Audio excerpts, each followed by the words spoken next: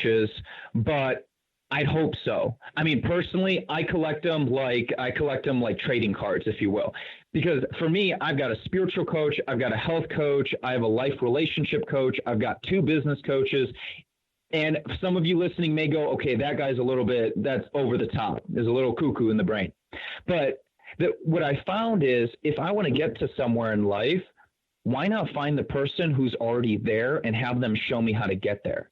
And so I wanted accountability to make sure my health is in optimal performance. I wanted to learn the skills so I can operate a business and consult and provide advice for a variety of businesses without having to wait 20 to 30 years of trial by error and making my own mistakes. And so for me, I've got coaches that keep me accountable, that challenge me, that constantly push me to grow so that I can always deliver the best for the people that I work with.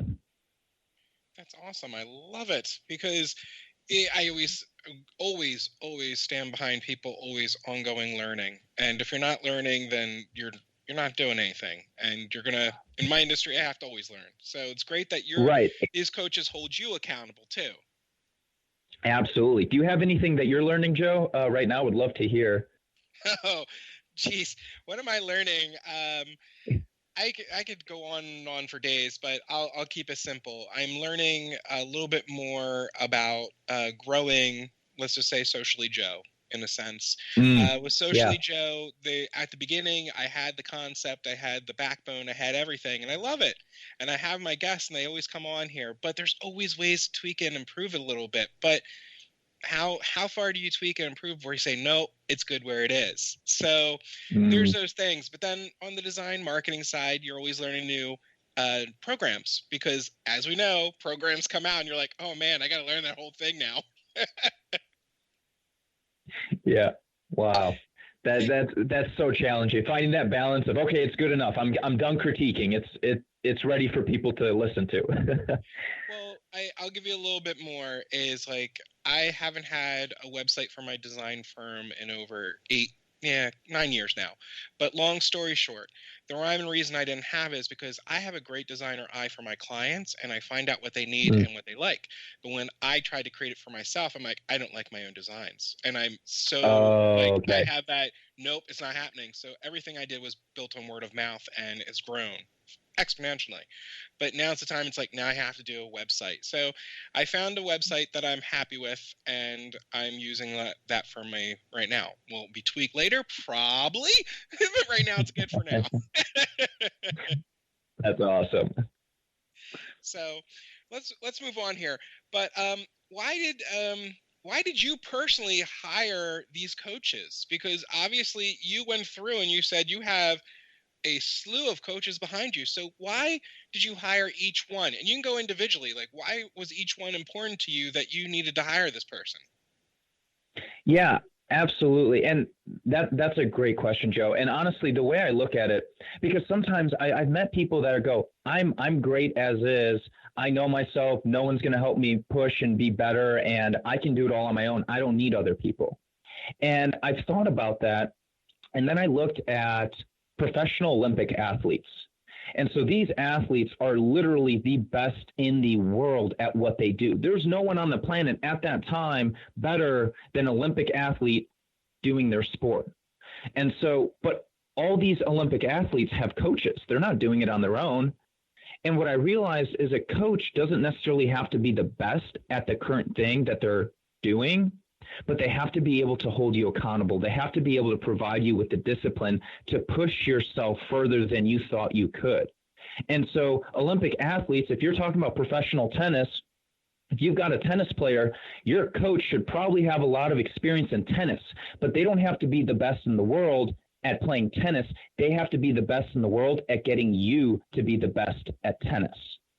And so for myself, when I look at these different coaches, I wanted for a spiritual coach, for example, I didn't have a whole lot of understanding about spirituality or religion.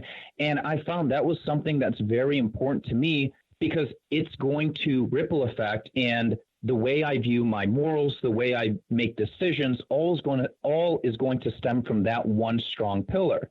And so because I didn't have a whole lot of knowledge around it, I wanted to get the expertise of people who spent their lives studying it. And so for my health coach, for example, and cut me off if you'd like, I can keep going. But for my health coach, well, we might have to cut you off a little bit. So go through the health coach, but then we'll move on to the next question. Let's go to the next one. But for the health coach, for example, right, we all hire personal trainers. It's no different for myself. I've got a coach that helps formulate diet plans, supplements, just everything that gets me to perform optimally based on my genetic composition DNA. So I'm a nerd in that. That's a whole other podcast in itself. Let's move on. There you go. Well, I'm going to have you back on again because you're a wealth of information. I love it. So thanks, Joe. What should anyone look out for when hiring a coach? So look out for some fancy certification or some person, just a one-person shop trying to do it all. Because the thing is, coaching is a very unregulated industry, and you can get I'm not going to name names, but you can get a really good coaching designation for several $1,000s and a couple days of workshops and a seminar. That really doesn't make you more better off as a coach prior to attending. And so when you're hiring a coach, there's two things that I strongly recommend you look at. One, what have they personally done with their life? If they're coaching you on business, have them tell you what is their business experience. If they're coaching you about health, I'd hope that they're in shape. And two, look at their coaching experience, not just their life experience and what they've done, but have they built a lot of hours of working with a variety of individuals to grow the skill of coaching. So the owners of my company at Excellence Performance, both of them have 10,000 plus hours of coaching and have been doing it for over a decade. And so they get the results they get because they have the experience and the know-how backing it. It's not just a certification and all of a sudden, hey, I'm a coach and pay me money, Yeah, there you go. So I know we're kind of getting low on time, so I don't want to go too much more, but real fast, what advice do you have for business owners to take their business to the next level? Yeah, and I'm gonna combine that. If you don't mind, I'd love to talk about that and really just how to get one takeaway. Business owners, individuals, just one takeaway to have. Is that okay, Joe? Sure, go ahead. All right, hire a coach. Duh. No, but the reality is, if you could take one takeaway and you can apply just one concept, what I strongly, strongly urge you to do is realize you can't do it all on your own. If you're hitting all of your goals right now, I challenge you to look at and probably say that you're setting some pretty small goals. Because the reality is we can't reach our absolute potential or maximum potential unless we've got coaches, we've got accountability, and we have a team of experts around us, whether it's employees, consultants, whoever it is that you choose to bring around you to help you get and further your goals. A lot of times business owners or individuals, they get caught up in trying to do everything on their own. And so in the process of trying to become an expert of all, as a result, they become an expert of none, and it just slows them down.